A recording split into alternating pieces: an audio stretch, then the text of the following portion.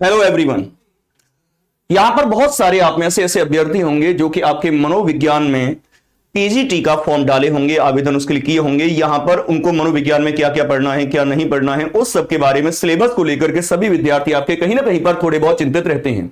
तो यहां पर मैं आपको वही बताने के लिए आया हूं कि आखिरकार जो मनोविज्ञान से पीजीटी का फॉर्म डाले हुए हैं, मनोविज्ञान के कौन कौन से टॉपिक्स उनको पढ़ने हैं, क्या क्या पढ़ने हैं, क्या क्या उसमें विस्तार में। देखिए, यहां पर हो सकता है कोई टॉपिक आपको सुनने में बहुत छोटा लगे। हमने कहा अधिगम, कि अधिगम तो हमने आपके सीटेट में ही पढ़ा है, लेकिन इस अधिगम में और उस अधिगम में जमीन और आसमान का अंतर है, काफी ज्यादा विस्तृत है। यहां पर जो आपका टॉपिक का नाम लिखा है वो अपने आप में टॉपिक का नाम ना होकर के अपने आप में एक पूरी यूनिट है। तो यहां पर आपका डिटेल्ड एक्सप्लेनेशन है हर चीज का। तो यहां पर हम बात कर लेते हैं कि भाई आखिरकार आपको पढ़ना क्या क्या टॉपिक है, किस चीज में आपको जोर देना है और कहां से आपके प्रश्न। बेसिकली आप सभी को पता ही है कि इसके एग्जाम को लेकर के तो आपका घमासान मचा ही हुआ है, क्योंकि ऐसा दर्शाया जा रहा है कि इसका एग्जाम आपका दिसंबर से लेकर अप्रैल के बीच में कभी भी आपका हो सकता है। दिसंबर में बता रहे हैं कि आपके लास्ट वीक में हो सकता है, आपके जैन में हो सकता है। अगर वहां से अगर आपका हटता है या उस बीच में अगर आपकी व्यवस्था नहीं बन पाती है तो आपका ये अप्रैल में बोर्ड एग्जाम्स के बाद में आपका जरूर हो जाएगा। लेकिन अब इसका होना बिल्कुल तय है, जैसा कि आप सभी को पता है। तो आप सभी जितने भी अभ्यर्थी इसके लिए आपकी तैयारी कर रहे हैं, जो सिलेबस को लेकर के जानने के इच्छुक हैं, वो सभी कमर कस लीजिए और पूरा फोकस अपने स्टडीज पे लगा दीजिए। चलिए तो हम आरंभ करते हैं, बताते हैं आपको कि आखिरकार आपको क्या क्या पढ़ना है। सबसे पहले आप यहां पर देखिए, हो सकता है आपको इसमें पूरी तरह से स्पष्ट तौर पर कुछ भी दिखाई ना दे रहा हो। अगर नहीं दे रहा है तो मैंने इन टॉपिक्स के नाम लिख करके भी लाया हूं। बेसिकली अगर हम पढ़ने का प्रयास करते हैं तो देखो, मनोविज्ञान में क्या है आपका कि भाई मनोविज्ञान का अर्थ क्या है, परिभाषा क्या है, इसका विषय क्षेत्र क्या है, उपयोगिता क्या है, मनोविज्ञान की अध्ययन विधियां कौन कौन सी हैं, या फिर यहां पर मोटिवेशन को प्रभावित करने वाले कारक कौन कौन से हैं, यहां पर सामाजिक कारक और वो सब कारक में ही आ गए आपके, या फिर आपके संवेग, गेस्टाल्टवाद की मान्यताएं।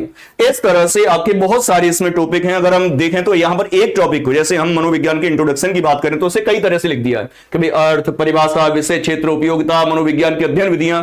इस तरह से हमें काफी बड़ा जरूर दिखाई दे रहा है, लेकिन टॉपिक्स के नजरिए से हम बात करें, यूनिट्स के नजरिए से अगर हम बात करें तो इतना ज्यादा विस्तृत नहीं है। लेकिन जैसा कि मैंने कहा, एक एक यूनिट अपने आप में बहुत विशाल होती है।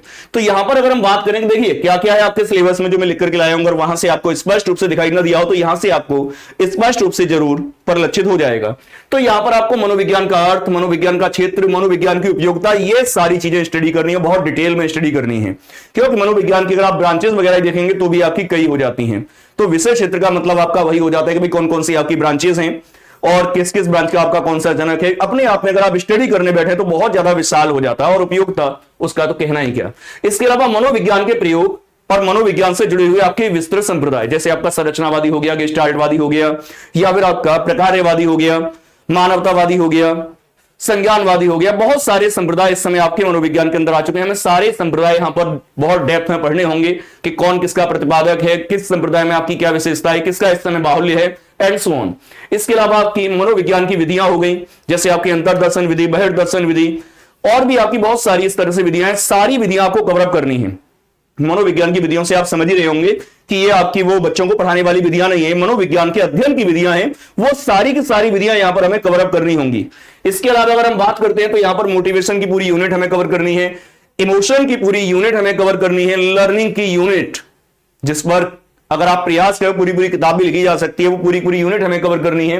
और अधिगम में आप समझते हैं कि भाई यहां पर आपके थॉर्नडाइक आ जाते हैं, स्किनर आ जाते हैं, पावलोव आ जाते हैं, गेस्टाल्टवाद में आपके कोहलर आ जाते हैं, मैक्स वर्दीमर आ जाते हैं, कोफका आ जाते हैं, कोर्टलेविन आ जाते हैं। अपने आप में बहुत बड़ी यूनिट है।